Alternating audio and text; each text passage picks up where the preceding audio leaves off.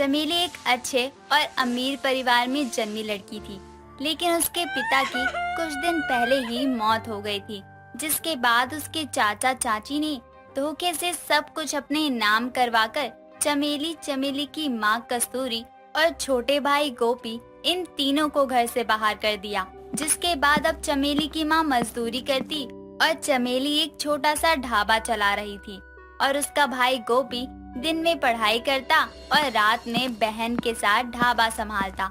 चमेली को खाना बनाना बहुत पसंद था, इसलिए वो अपने ढाबे पर अलग अलग तरह का खाना बनाती थी। एक दिन चमेली के ढाबे पर एक आदमी आता है जिसका नाम राहुल होता है और वो उससे कहता है, मैडम मुझे एक दाल और 2 नान चाहिए। जी अभी आया आपका खाना। इतना कहकर चमेली राहुल के लिए दाल और 2 नान लेकर आती है और खाना देकर वो बाकी लोगों से भी ऑर्डर लेने लगती है।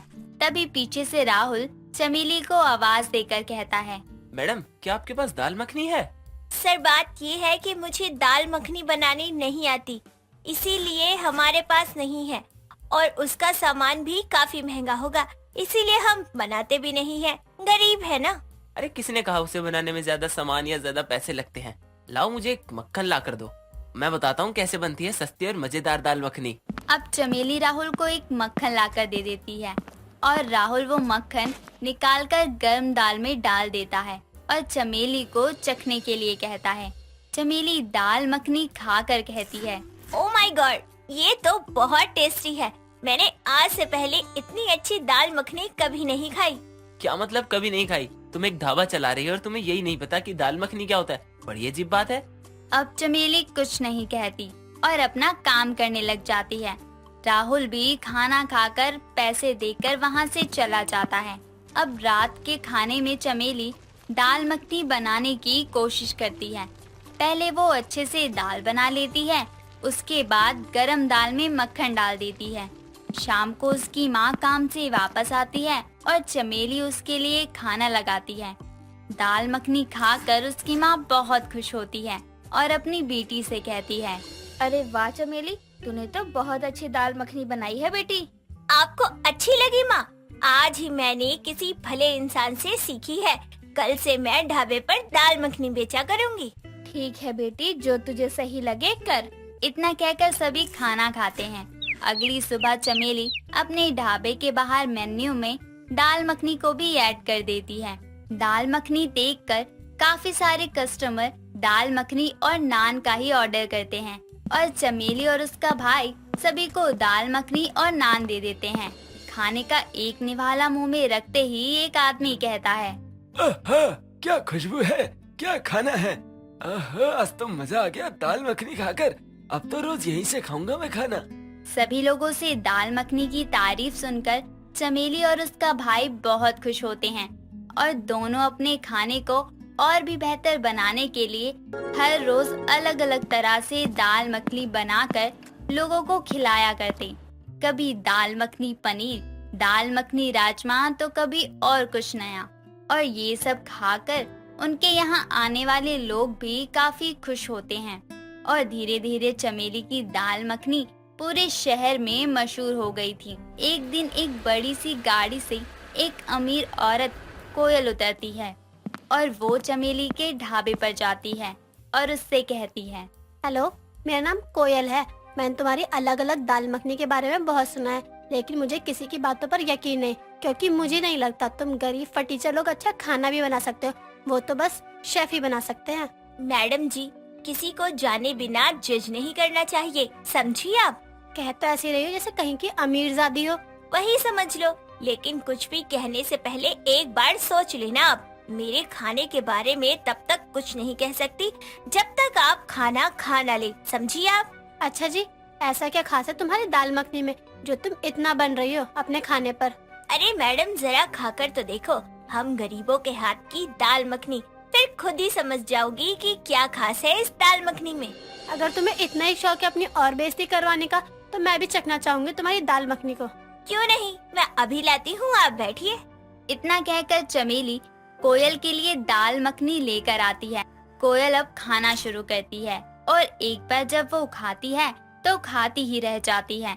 यानी कि कोयल को चमेली के हाथ की दाल मखनी बहुत ज्यादा पसंद आती है और वो उससे कहती है, मैंने आज तक इतनी अच्छी और मजेदार दाल मखनी कहीं नहीं खाई, यहाँ तक बड़े बड़े होटल्स में भी नहीं।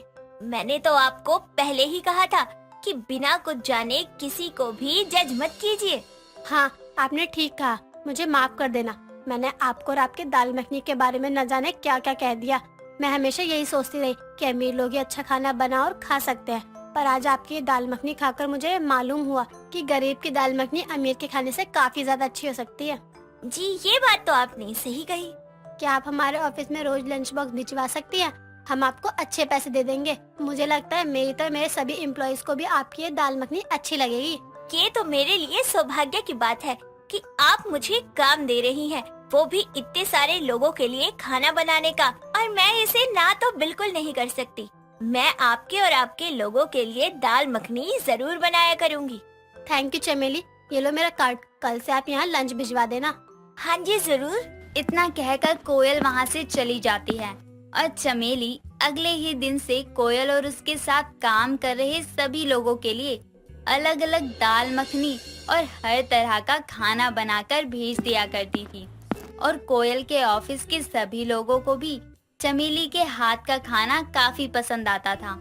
एक दिन कोयल के ऑफिस में एक मीटिंग होती है जहाँ पर कुछ बाहरी लोग भी आए हुए होते हैं और कोयल उन सब के लिए भी लंच चमेली के यहाँ से ही मंगवाती है और लंच खाकर सभी लोग बहुत खुश हो जाते हैं। अब वो सब भी अपने लिए खाना चमेली के पास से ही मंगवाने लगे थे, लेकिन चमेली की ये तरक्की ज्यादा दिन तक नहीं टिक सकी, क्योंकि जब उसकी चाची को ये बात मालूम हुई कि चमेली उनके घर से निकल जाने के बाद भी खूब नाम कमा रही है, तो उसकी चाची फूलमती कहती है, ये चमेली इतने नाम वाली कैसे हो गई?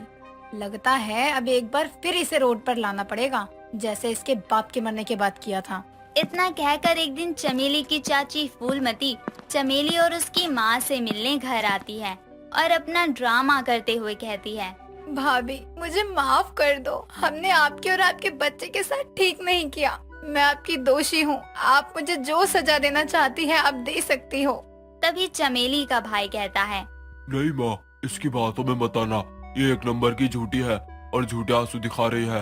ये हमसे हमारा सब कुछ छीनने के बाद अब ये सब छीनने आई है। तू चुप कर, उसने हमारे साथ जो भी किया हो पर वो तेरी चाची है, माफी मांग। मैं माफी नहीं मांगूंगा। इतना कहकर गोपी वहाँ से चला जाता है और कस्तूरी फूलमती को माफ कर देती है। फूलमती अभी तो वहाँ से सभी को अपनी बातों में उलझा कर चली जाती है, पर अगले दिन वो चमेली के ढाबे पर जाती है और चमेली से कहती है, अरे चमेली बेटी। अरे चाची जी, आप यहाँ? हाँ, मैंने सोचा तू अकेली लगी रहती है, सारा काम संभालती है, क्यों ना मैं तेरी थोड़ी सी मदद कर दूं। नहीं चाची जी, मैं सब कर लूँगी, आप घर जाएं। अरे नहीं बेटी, मैं तेरी करती हूँ ना मदद। ठीक है, अगर आप मदद करना चाहती हैं तो आप दाल मखनी दो। इतना कहकर फूलमती अब दाल में मक्खन डालने जाती है और वो अपने पास से एक छिपकली निकालकर बस दाल मखनी में डालने ही वाली होती है कि तभी चमेली उसे देख लेती है और फूलमती को चमेली और उसका भाई वहाँ से जाने के लिए कहते हैं और वो चुपचाप मुंह बनाकर वहाँ से चली जाती है।